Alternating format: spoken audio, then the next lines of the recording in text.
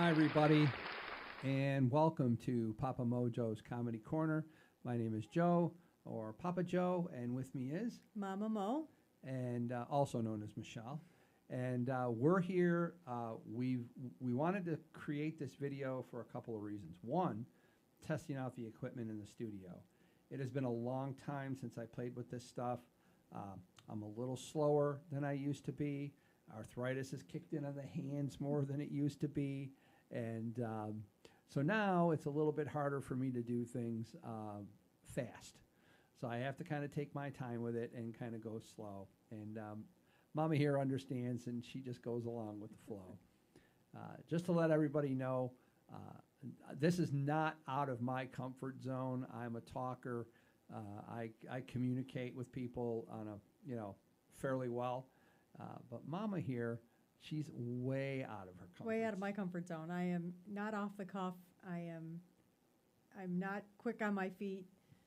So it's a learning curve. She's gonna be all right. So let's all just give her a little bit of space to get into her groove, and she will, because at the end of the day, she's Mama Mo, and so. What do you think, honey? Do you think we ought to tell them how this whole thing got started? Do you remember how it got started? Well, I think it got started, I don't know, about 42 years ago, before my time.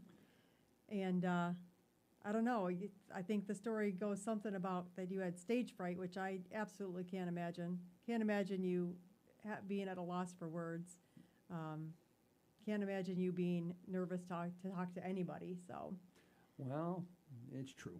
I did have stage fright. It all goes back, you're right, about 40 plus years ago. I was a kid. I was about 20, 21 years old, 22 years old. About 21, I would say. And it was probably 83. And, I always wanted to be a comedian when I was a kid. I mean, growing up in the 70s and, in the early 80s, but pretty much the 70s. One of my idols, one of my dearest idols was Rodney Dangerfield. So you will notice that on the YouTube channel, the video shorts, that's a little character, a little of me. Notice there's a little bit of a resemblance. Can you see him there? He's on this shirt here, and he's on Mama's shirt too. And he's Papa Mojo. And he's the character that tells the jokes that I couldn't do when I was, younger. I had stage fright. I was ready to go on stage. I panicked, and my buddies and I, we all, and another life girlfriend, we all just took off, and that was it. And I never looked back, and I never had any regrets about not going on stage and performing. It probably would have been awesome, but I never really did look back. But then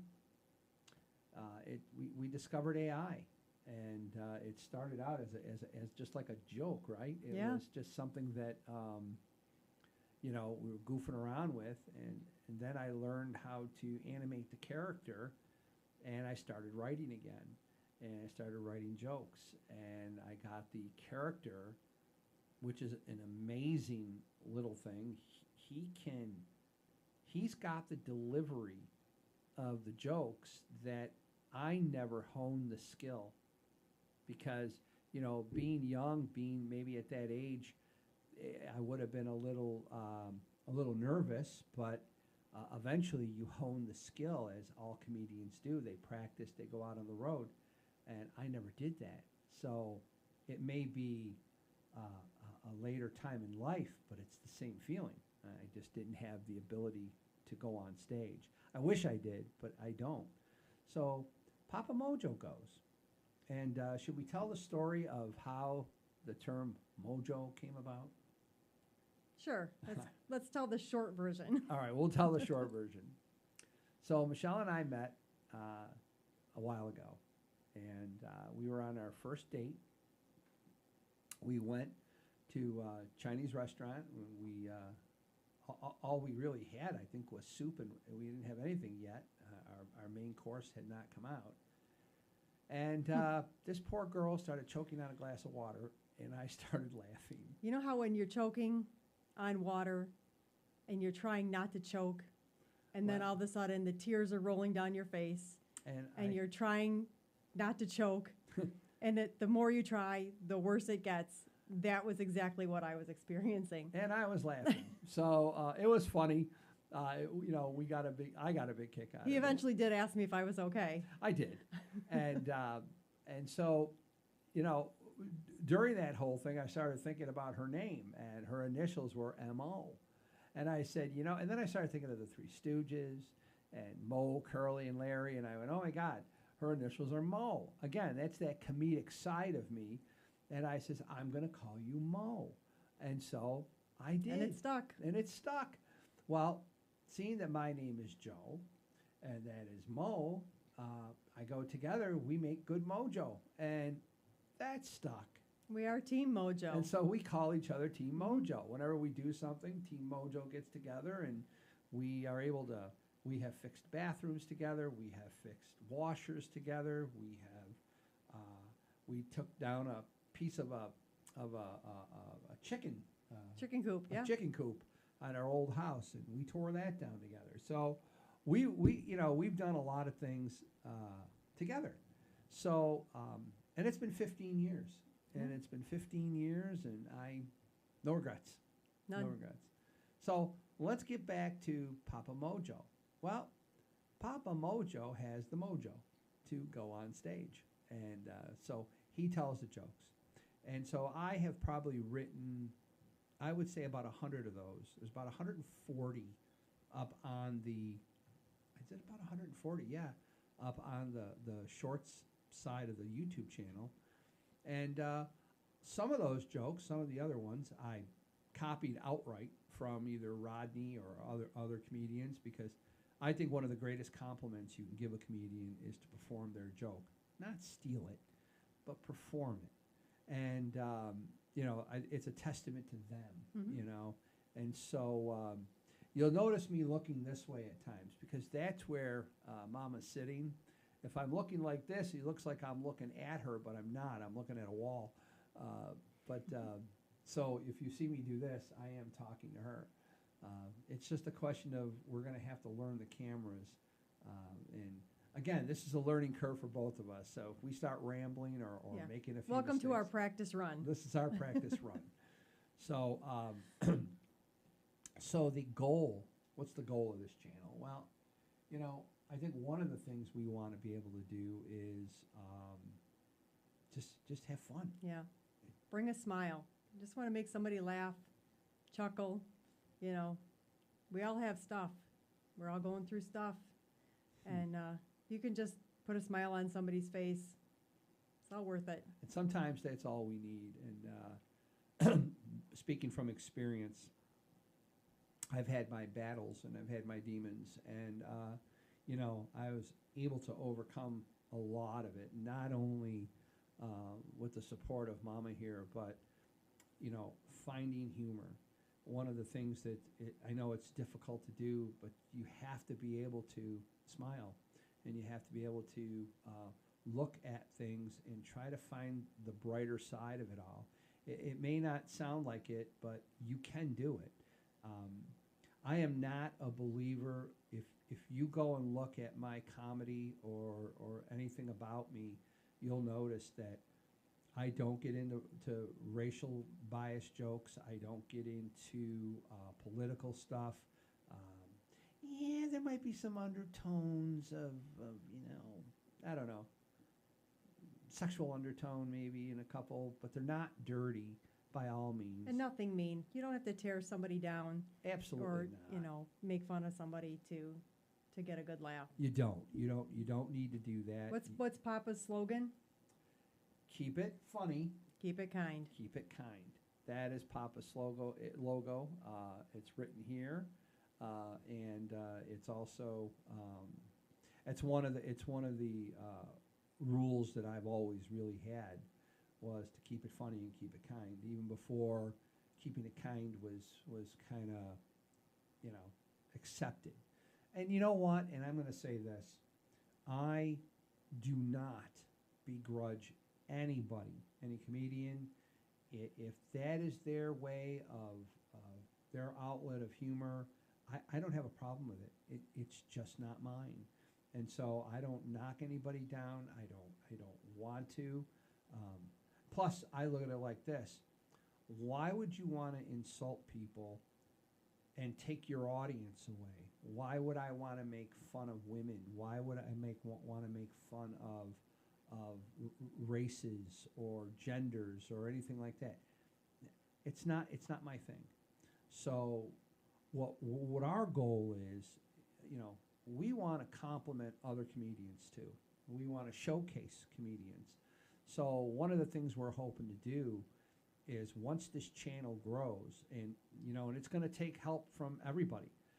We're going to need subscribers. We're going to need people to help this channel grow so that we can get young comedians to come on the podcast and they could explain their history and how they got started.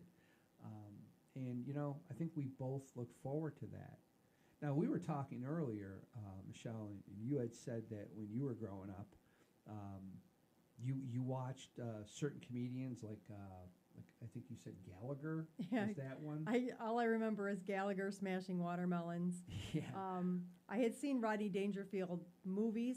I never really got to experience him as a stand-up. And I know that's someone who you look up to and who you grew up with. On so the Johnny Carson show. Oh yeah. my God.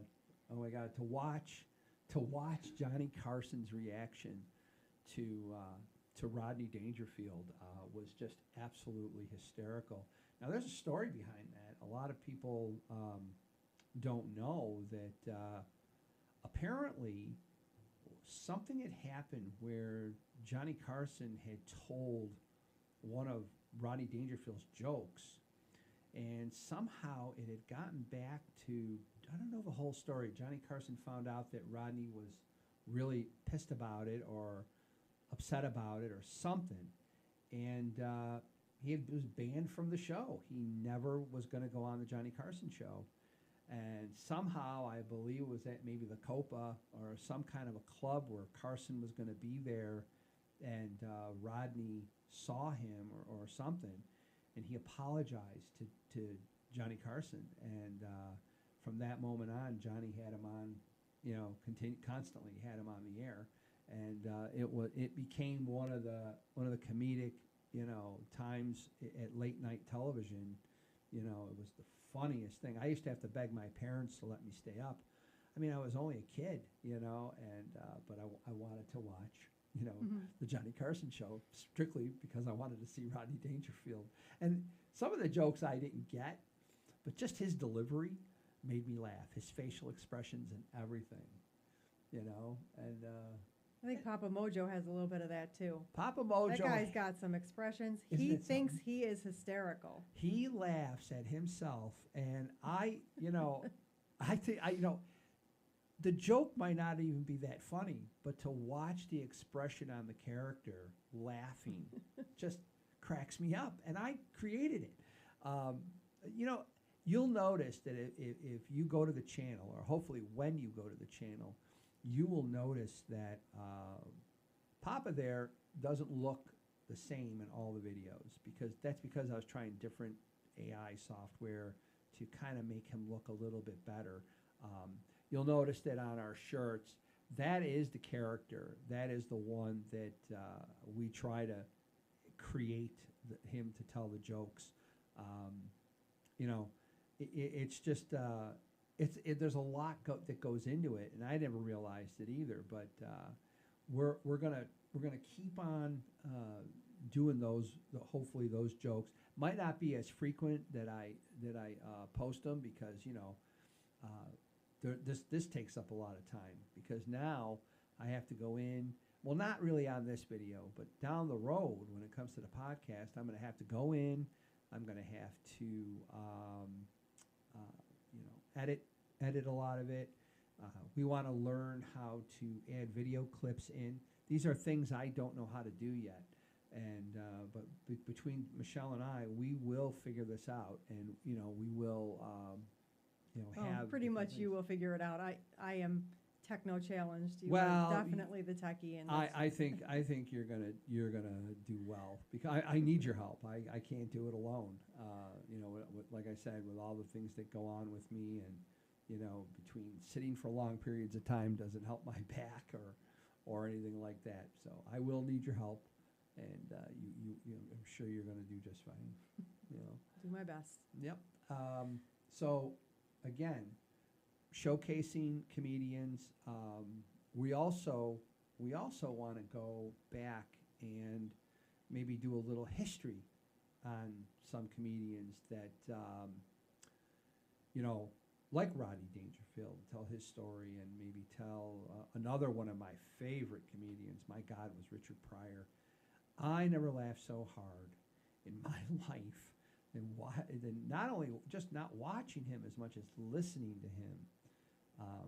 I remember as a kid, I had a little tape recorder, and they weren't even headphones. They were one earbud, and it was a mono earbud. You put it in your ear, and you listen to your videos or your cassettes. And I remember listening to him and just laughing.